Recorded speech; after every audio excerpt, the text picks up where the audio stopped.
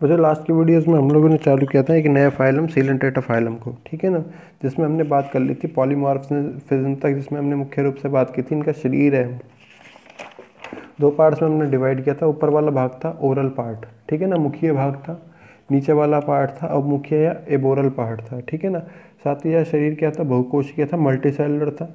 Body के ऊपर body में किसी भी प्रकार का श्वसन तंत्र, उत्सर्जन तंत्र या परिसंचरण तंत्र नहीं पाया जाता। ये सारा का सारा जो प्रोसेस है ये किया जाता है डिफ्यूजन मेथड के द्वारा, ठीक है ना। डिफ्यूजन मेथड के द्वारा किया जाता है। शरीर सिर पर क्या पाई जाती है, टेंटिकल्स पाई जाती है, या कह सकते हैं मुख्य भाग पर स्पर्शक पाए जाते हैं, निमेटोसाइट्स भी बोल सकते हैं इसे। इस स्पर्शक पाए जाते हैं। साथ ही साथ पॉलीमॉर्फिज्म शो करता है, ठीक है ना। पॉलीमॉर्फिज्म में हमने बात की थी दो या दो से अधिक रूपों का पाया जाना। दो या दो से अधिक रूपों का किसी भी जीव के दो या दो से अधिक रूपों में पाया जाना। तो मुख्य रूप से हम लोग बात की जैसे ओरेलिया की, ओबेलिया की हम लोग बात करते थे। इसमें अलैंगिक अवस्था, लैंगिक अवस्थाएं पाई जाती हैं जो कि पॉलिप और मेंडूसा कहलाती हैं, जो कि पॉलिप और मेंडूसा कहलाती हैं। तो हम इसलिए एक स्पेशल जीव का नाम न लेकर, एक फिक्स ऑर्गेनिज्म का नाम न लेकर यहाँ पे लिख देते हैं कि सीलेंट्रेटा के जंतुओं में, ठीक है ना, एक अवस्था पॉलिप पाई जाती है जो कि एक फिक्स स्ट्रक्चर से, ठीक है ना, यह कह सकते हैं किसी भी चट्टान से क्या होती है, स्थानबद्ध रहती है, ससाइल कंडीशन में पाई जाती है, एक जगह से दूसरी जगह मूव नहीं कर सकती। दूसरी पाई जाती है मेंडूसा अवस्था, जो कि क्या होती है, जो कि मोबाइल फेज होती है, जो कि क्या होती है, मोबाइल फेज होती है, ठीक है ना। तो इसलिए कह सकते हैं हम लोग सीलेंट्रेटा के जंतुओं में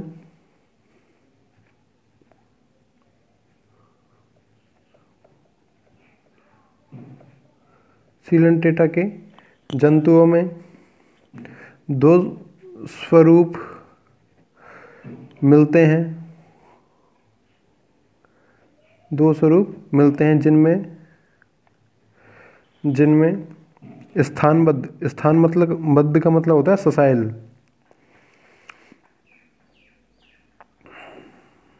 इसी को ही हम लोग बोलते हैं अलैंगिक अवस्था। स्थानबद्ध पॉलिप या कह सकते हैं ससाइल, जो कि चल नहीं सकता है, बिना चलायमान, ठीक है ना। ससाइल पॉलिप अवस्था व चलायमान या गतिशील,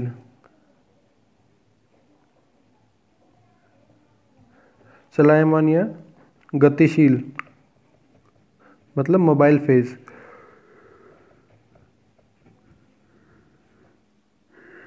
गतिशील मेंडूसा अवस्था,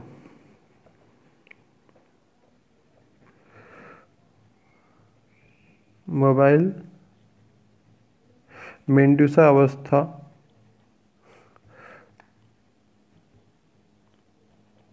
पाई जाती है, ठीक है ना। मेंडूसा अवस्था पाई जाती है।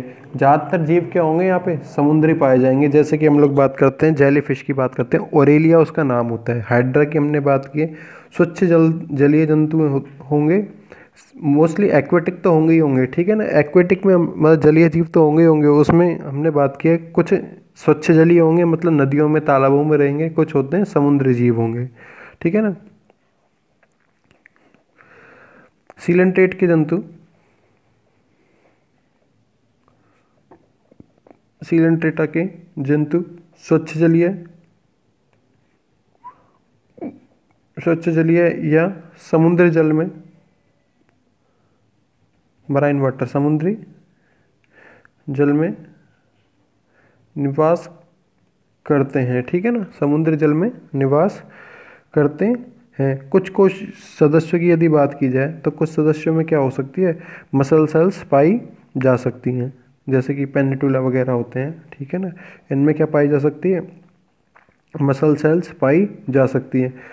जंतु एकलिंगी भी हो सकता है, डायोशियस और मोनोशियस दोनों कंडीशन में, एकलिंगी द्विलिंगी भी हो सकता है। जनन की हमने बात की है, जनन में हमने पॉलिप अवस्था के लिए बोला अलैंगिक अवस्था है, ठीक है ना। मेंडूसा अवस्था के लिए बोला था हमने लैंगिक अवस्था है। इसका मतलब ये हो गया कि जलन अलैंगिक और लैंगिक दोनों प्रकार का हो सकता है।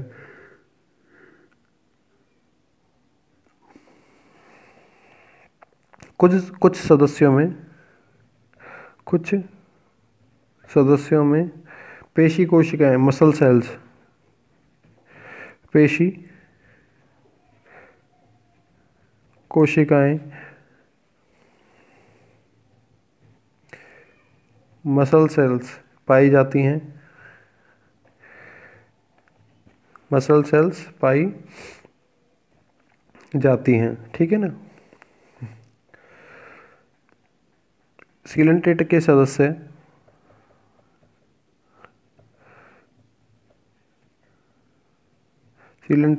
सदस्य एक लिंगी या द्विलिंगी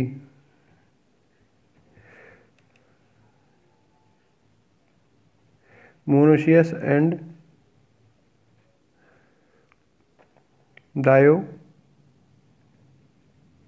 डायोशियस प्रकार के हो सकते हैं।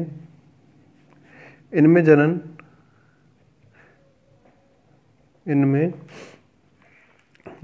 अलैंगिक अथवा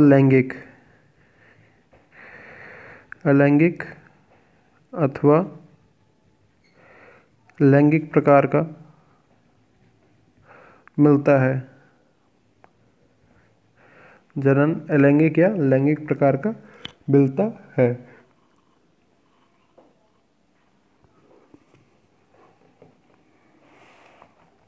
ठीक है ना। फिर बात की जाए इसकी क्लासिफिकेशन की, वर्गीकरण, सीलेंट्रेटा का वर्गीकरण।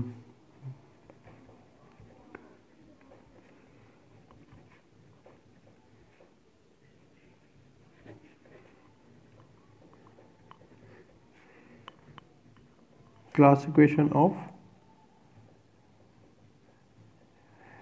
सीलेंट्रेटा, तो इसको हमने क्या क्या रखा है, 4 भागों में बांट रखा है। 4 भागों में इसको हमने बांट रखा है। और इसके जो वर्गीकरण का आधार है, जैसे कि हमने पॉरीफेरा में हमने वर्गीकरण का आधार पढ़ा था कि उसका अंतः कंकाल किस प्रकार का है। जैसे कि कईयों में था गंधक का बना हुआ, सल्फर जिसे बोलते हैं उसका बना हुआ, कईयों में सिलिका का बना हुआ था, कईयों में कैल्शियम कार्बोनेट का बना हुआ था। ठीक है ना। तो इस प्रकार से हम सीलेंट्रेटा के वर्गीकरण का आधार है यहाँ पे पॉलिप अवस्था और मेंडूसा अवस्था का पाया जाना। इसके आधार पर इनको 4 भागों में या 4 क्लासों में क्या किया हुआ है, यहाँ पे डिवाइड किया हुआ है। सीलेंट्रेटा के वर्गीकरण का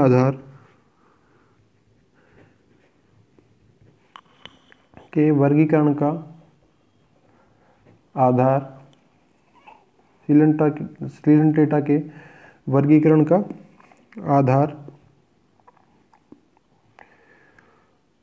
उनमें उपस्थित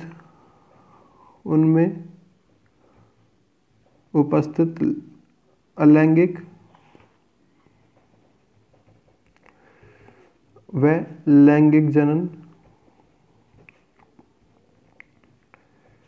या कह सकता हूँ पॉलिप या मेंडूसा अवस्था होती है। ठीक है ना, पॉलिप या मेंडूसा अवस्था होती है।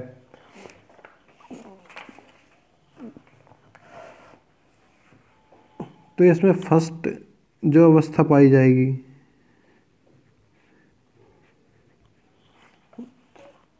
पॉलिप या मेंडूसा अवस्था होती है। इस आधार पर इनको 4 वर्गों में, वर्ग होते हैं क्लास में, वर्गीकृत, डिवाइड या क्लासिफाइड किया गया है।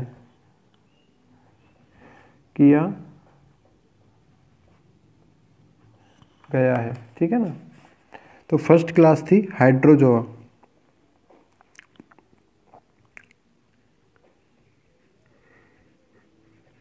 Hydrozoa, Hydrozoa. सेकंड क्लास थी स्काइफोजोआ,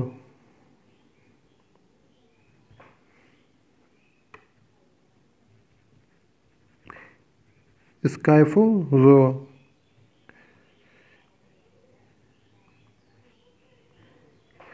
थर्ड क्लास थी क्यूबोजोआ, क्यूबोजोआ। फोर्थ क्लास थी Anthozoa,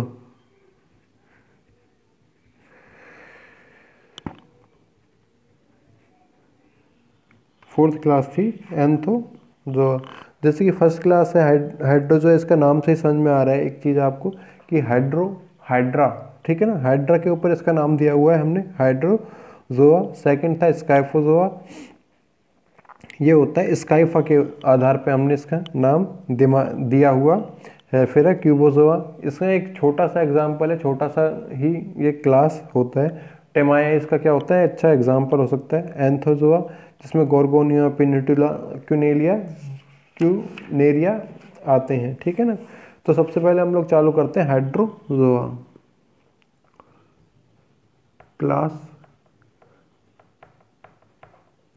Hydrozoa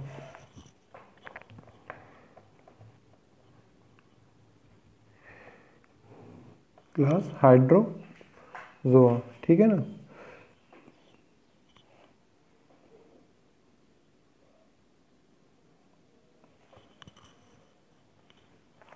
class Hydrozoa, Hydrozoa की यदि बात की जाए, ठीक है ना, इसमें फर्स्ट करेक्टर मुख्य रूप से यही होता है क्योंकि हमने इसका आधार लिया था, वर्गीकरण का आधार लिया था इसमें पॉलिप या मेंडूसा अवस्था या लैंगिक जनन। तो हाइड्रोजोआ में पॉलिप जो अवस्था होती है, या कह सकते हैं इसे अलैंगिक अवस्था कहते हैं हम लोग, ठीक है ना। अलैंगिक अवस्था प्रमुख रूप से पाई जाती है और मेंडूसा अवस्था साधारण पाई जाती है, ठीक है ना। तो इसमें लिख सकते हैं हाइड्रोजोआ में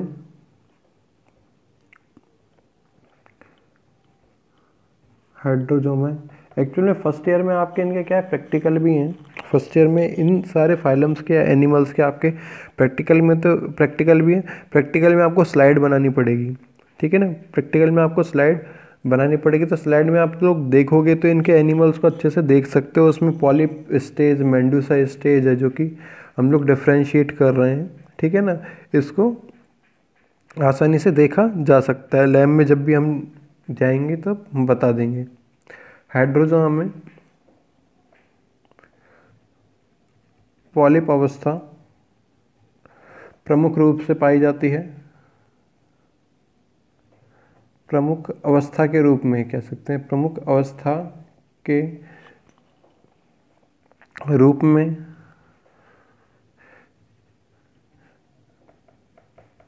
पाई जाती है तथा मेंडूसा अवस्था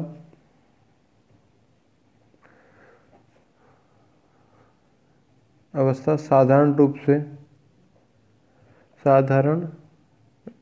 से पाई जाती है, ठीक है ना।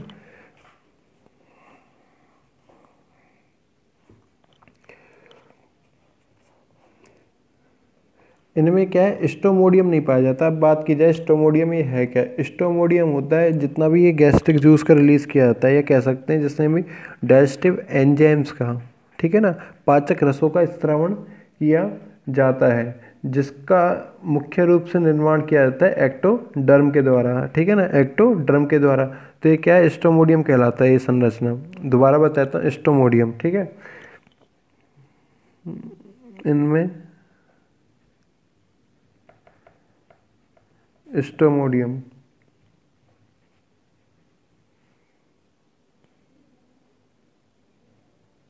स्टोमोडियम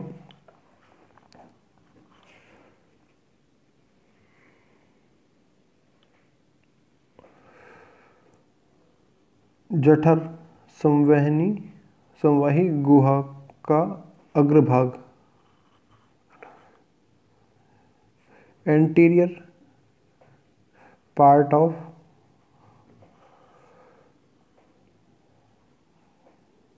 गैस्ट्रिक कंडक्टिव कैविटी नहीं पाया जाता, नहीं पाया जाता है। हमने बात किया डाइजेस्टिव एंजाइम्स के रूप में, सॉरी इसमें क्या होता है, सीलेंट्रेनॉन कैविटी पाई जाती है, सीलेंट्रॉन कैविटी पाई जा रही है। इसी में विसरण विधि द्वारा क्या है सारा काम किया जाता है। इसमें मुख्य रूप से पाचक एंजाइमों का श्रवण किया जाता है। पाचक एंजाइम को जो श्रवण करने के लिए एक संरचना पाई जाती है जिसे हम लोग बोलते हैं स्टोमोडियम। स्टोमोडियम क्या होगी यहाँ पे अनुपस्थित पाई जाएगी, ठीक है ना। लगभग इस क्लास की 3700 जातियाँ ज्ञात हैं। लगभग 3700 जातियाँ ज्ञात हैं। एग्जाम्पल की यदि बात की जाए तो इसमें हाइड्रा, ओबेलिया,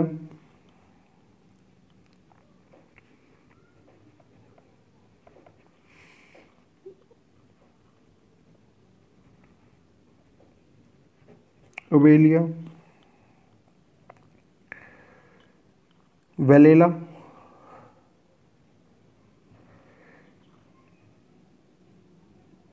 एक्सेट्रा, ठीक है ना।